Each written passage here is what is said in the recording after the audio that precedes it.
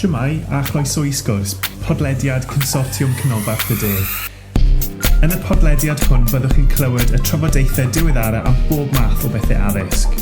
Hello and welcome to Sgwrs, the Central South Consortium podcast. In this podcast we'll bring you the very latest discussions on all things education. Hello and welcome to the Central South Consortium podcast. In 2021, in collaboration with schools and universities in the region, we created a publication called 10 Ways to Support Initial Teacher Education in Schools. This is the 6th episode in a series of 10, each exploring one of the 10 ways that schools can offer the right kind of environment where both student teachers and school can flourish. The title of this podcast is Link Theory to Practice. My name is Sian Watkins and I would like to introduce you to Sarah Cason, who is Deputy Head and Senior Mentor at Palmerston Primary School in Barry. Hi Sarah. Hi Sian, lovely to be with you today. Oh, it's good to see you. It's lovely to be here in Palmerston, nice. Rather than across a computer screen. So that's really nice. Okay, so linking theory to practice, that's the title. Isn't that normally the domain of the university? I think you're right. Yes, in the past it definitely was. I personally feel that there was definitely a sense that work in university was very separate to what went on in school. There was a sense that university was all about the theory and school was where the practical things happened and student teachers just got on with, getting to grips with things that went on in class. But what I do think is really positive is that there's been a real shift in culture over the last few years. We've been introduced to what's been called the SLO model, schools as learning organisations, and I think now learning is definitely seen as a continuum. Whether you're an NQT or an experienced head, you are always on that journey where you're developing your practice, and a big part of that is understanding different theory and applying this and researching it, so that what we like to think in our school is that there is a culture where everybody is learning and trying new things. So hopefully now we are in a place where students see that the things are connected together. It's not separate, it's not, this is school now so I'm just going to get on with teaching. They really are applying what they're looking at, the theorists they're learning, and applying it in their classroom situation and in school.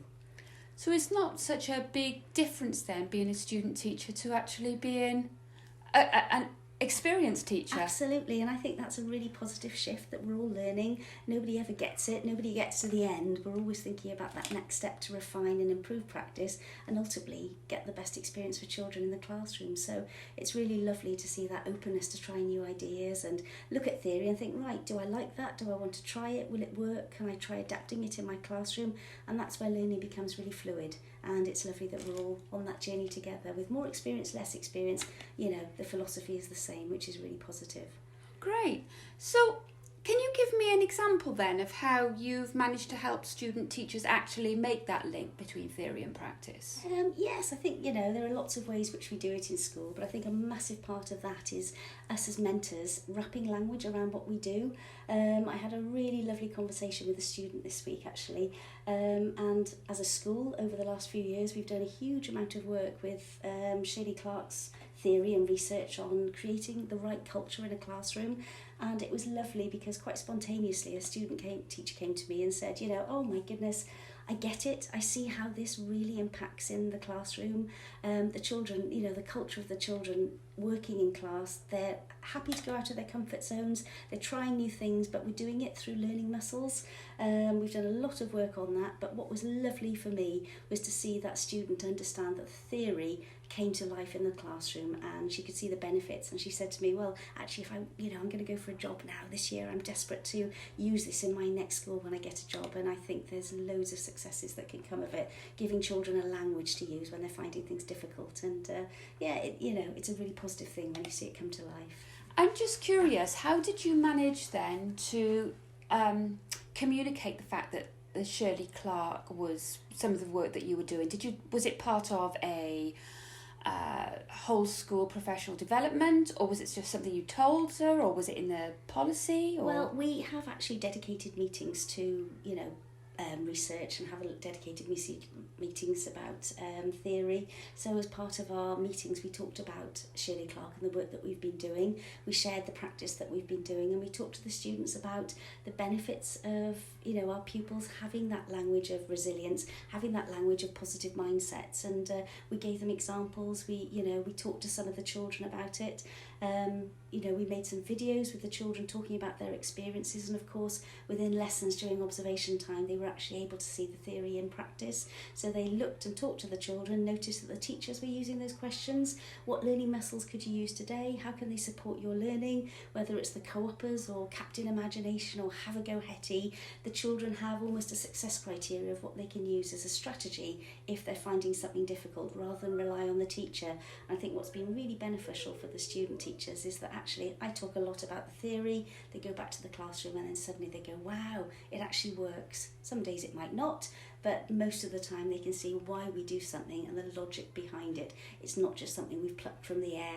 We spent a lot of time refining it and seeing how we can adapt it, but a lot of the time we've done a lot of research based on what theory we think might work for us as a school.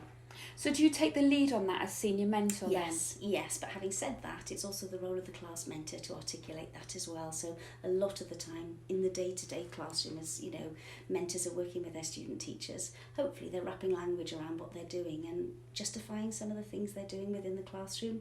I think the other example is, when we were doing some work previously on Douglas Moth, Think Like a Champion, we started trialling cold calling. So again, the student teacher might not understand the logic of the strategy, but a good mentor would actually stop and slow them down and wrap language around what they're doing and saying, the reason I'm doing this is though that hopefully I can include more children within discussion.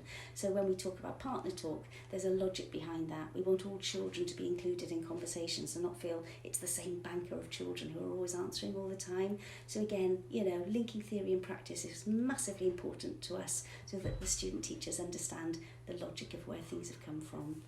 Okay, so it doesn't come across to them as here's a top tip for teaching then. There's some real thinking behind it. Absolutely. Okay. And yes, it works successfully.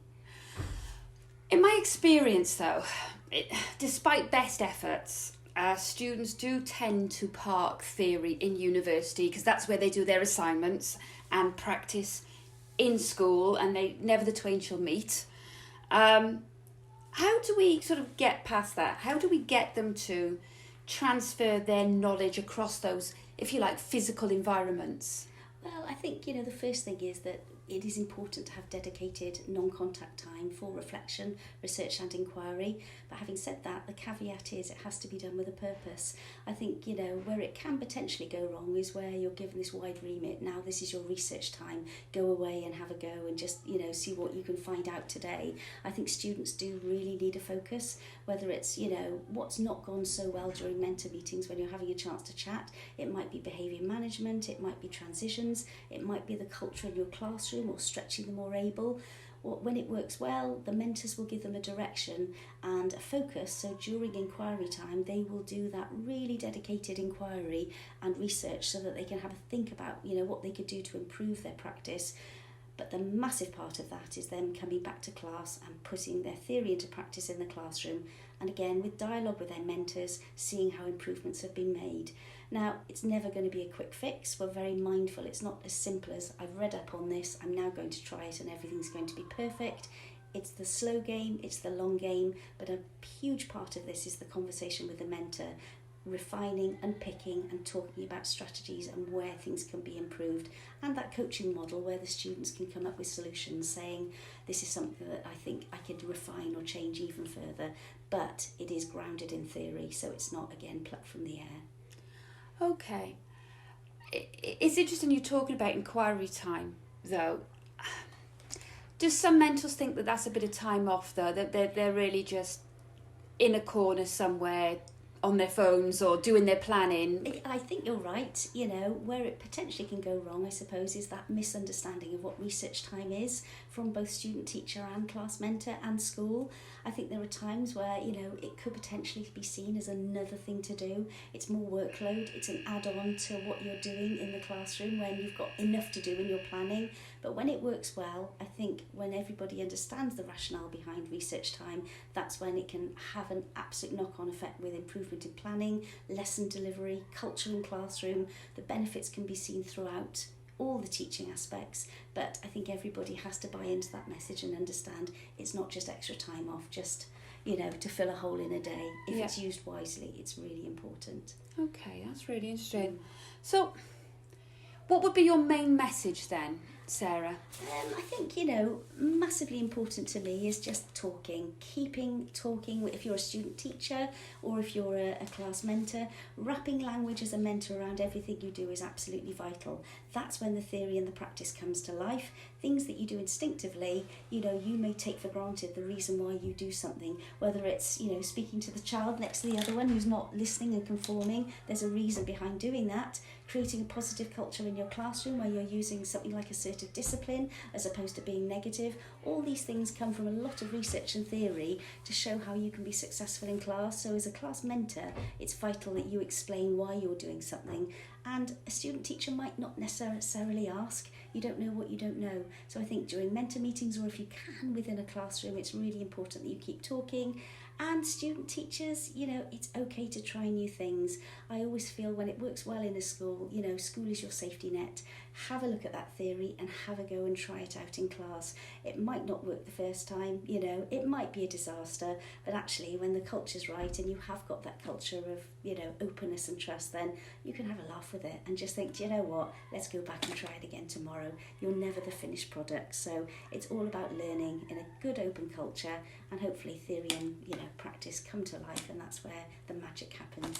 Absolutely. And I could just want to pick one thing up there that you've said as well, when you with theory, that sometimes it might not work. And that's the thing, isn't it? Sometimes where the students may read something and then they try it in their own context and it just doesn't work. And that's really important to understand too, isn't it? Absolutely. And again, it's that message of positive mindset. You know, it's okay. It might not have worked today, but the massive part of that process is unpicking it. Where did it go wrong? Let's have a look at it. Let's try it again a different way the next time. And that's okay. We're growing, we're learning together. And, you know, that's where the fun happens, isn't it? Absolutely, absolutely.